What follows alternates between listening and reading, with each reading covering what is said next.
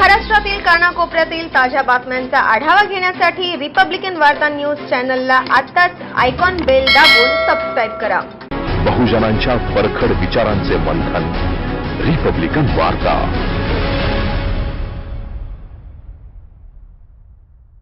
औरंगाबाद जिल्ह्यातील फुलंब्री तालुक्यातील पालगावात महाशिवरात्री निमित्त श्री सिद्धेश्वर महादेव मंदिरात भाविकांचे दर्शनासाठी मोठी गर्दी झाल्याचे चित्र पाहायला मिळाले।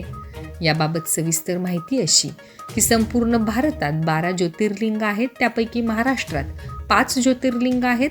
त्यात एक त्र्यंबकेश्वर, 2 परळी वैजनाथ, 3 भीमाशंकर, तर 4 औंढा नागनाथ आणि 5वे म्हणजे औरंगाबाद जिल्ह्यातील वेरूळ येथील घृणेश्वर असे 5 मंदिर आहेत।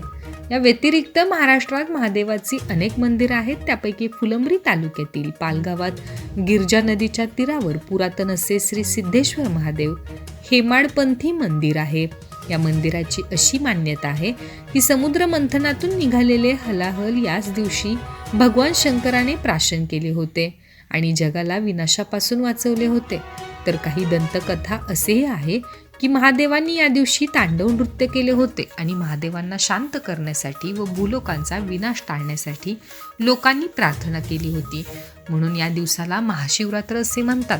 दिनांक 18 फेब्रुवारी रोजी शनीचा प्रदोष आणि महाशिवरात्री दोन्ही एकत्र आले असल्याने महाशिवरात्रीचे महत्त्व खूप वाढले होते।